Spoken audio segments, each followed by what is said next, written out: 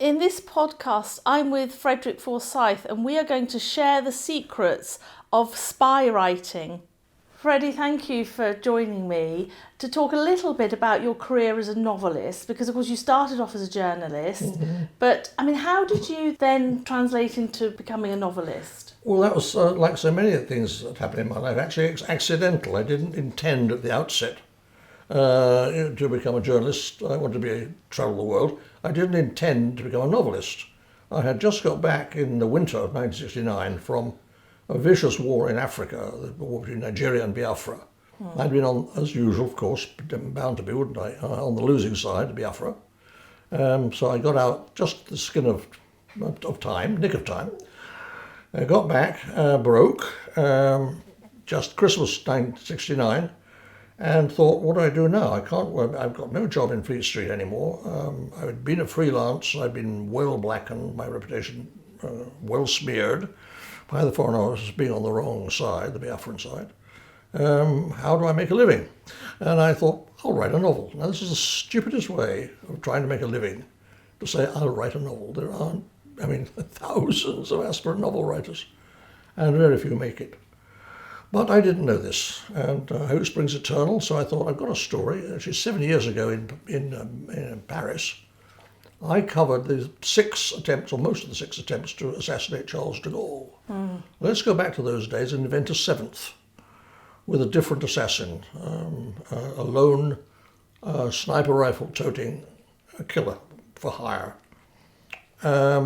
And so the day of the jackal duly came. I didn't do much research because I knew my Paris intimately. I knew those days intimately. I knew all the characters who appear in the book pretty much intimately. Some of them are named by their real names. Others are thinly drawn on real characters whom I knew. So I sat at a friend's kitchen table. I was sleeping on their sofa. I hadn't got a flat of my own at the time. And I wrote to the day of the jackal. And I called it at first the jackal. And then I thought, that's a bit bare sounding. So I finished the last page and I typed the wonderful words, the end, under them. Then I went back to the first page and rolled it back into my typewriter.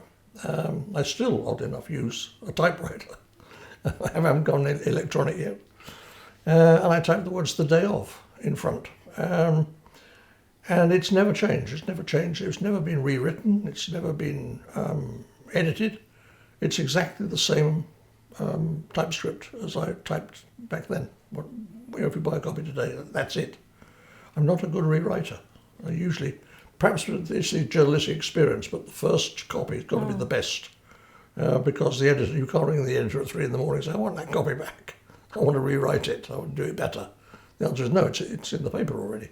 So that's what I wrote. I hawked it around the West End, and at my 5th attempt, found a publisher to publish it, Hutchinson's. And to my and indeed the editor's amazement, it took off like a rocket from Cape Canaveral, and it just became a sort of icon of how on earth, with enough luck, a first-time novelist can actually make it. And then he wanted more, of course. He wanted the second and the third, so I did Odessa Fire, The Dogs of War, and then on and on and on. Yes, I was going to say you actually written now, I believe it's 17 novels. Yeah. And I understand there's quite a lot of research that goes into your novels, not just from, you might be drawing as you did with The Day of the Jackal from your own knowledge, but as you progressed, wasn't there a fair amount of research? There was indeed. You see, and I didn't have it all to hand. I did with The Day of the Jackal, I got most of it in my head. But having set a template with the jackal for getting the facts right, I then felt obliged to continue in that vein. So Odessa File did a lot of research in Germany about ex-Nazis, the resurgent Nazis of East Germany at the time, 1970, and then The Dogs of War, which again I knew something about them, the mercenaries of Africa, because I'd been with them down in Biafra. There were mercenaries in Biafra. So these 2 stories sprang partly out of personal knowledge, but also involving a lot of research. And then as I got more and more into subjects I hadn't personally been involved in, more and more research, but the obsession to get the facts right just stayed and became part burden, part obsession. I was expected Yes. to get the facts right. So everything had to be checked out. That's why if ever I mention a city in any book, I've probably been there deliberately to get it right.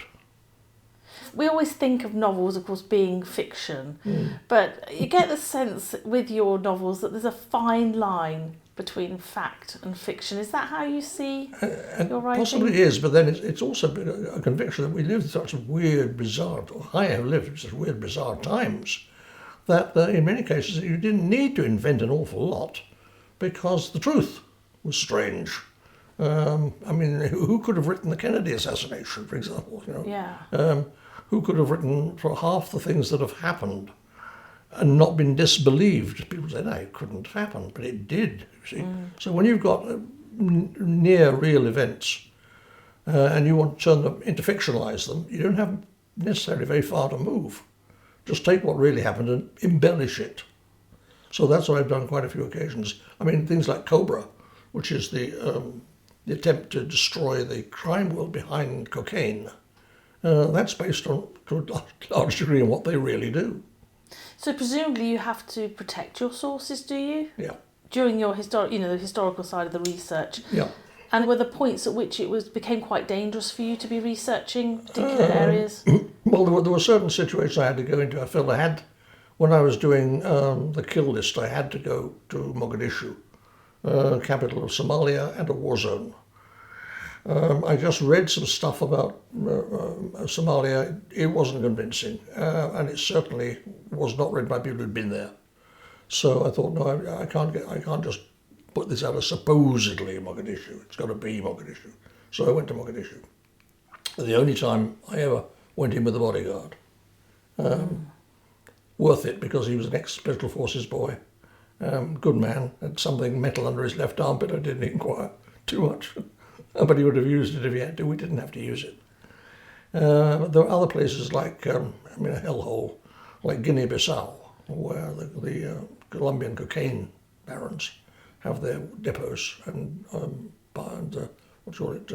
passing on stations in Guinea-Bissau, which is a totally lawless West African hellhole. I went into quite a few of these. So there's an element of hazard, but I mean, not offensively so.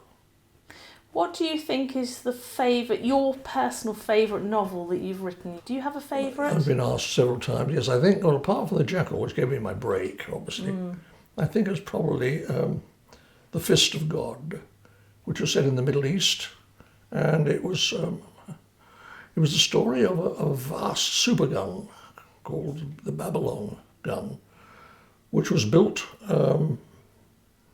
Originally, there was nothing fictional about the Babylon gun. It was designed to be able to throw a missile about 100 miles beyond the range of any weapon. And it was one that Saddam Hussein wanted badly to have in order to shell Israel. So I went into the whole business of that Iran-Iraq war and all that very deeply. But then came the Iraq War when he invaded Kuwait, we invaded him, and the war was probably the first war ever actually fought virtually on TV.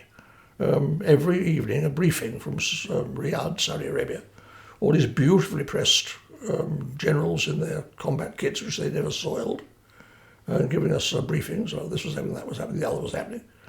I thought this is all too perfect. At the end, I waited for the credits. I thought, where are the job titles? But there were so many things that I was sure from my research had happened and had been covered up to present this perfect picture of the West winning a lovely localized war and hurting nobody, which is rubbish, of course. A lot of people died.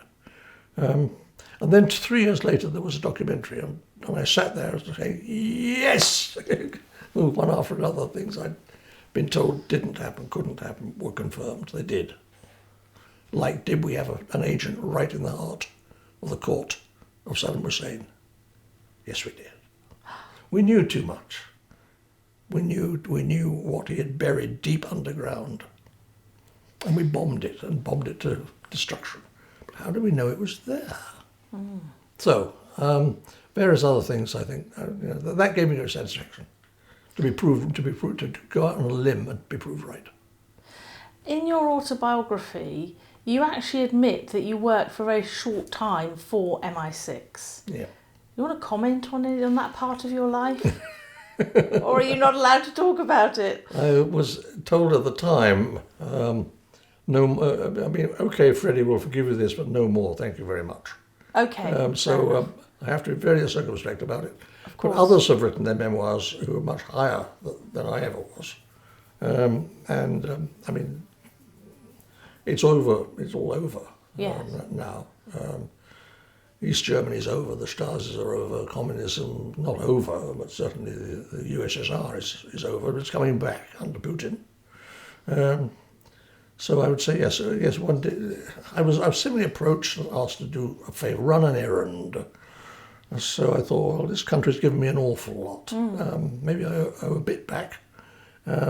So, okay, what do you want me to do? Well, let's go into East Germany again. All right, I did. Came back. Finally, can I ask you, do you enjoy a good spy novel? Oh, yeah. Yeah.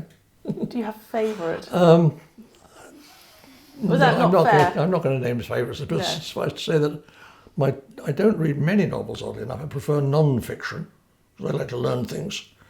But when I do read, it's probably a police thriller or a spy thriller. Not really into romance, not into children, not into fantasy. Star Wars or stuff like that doesn't turn me on. But a good spy novel, yeah. They're still coming out.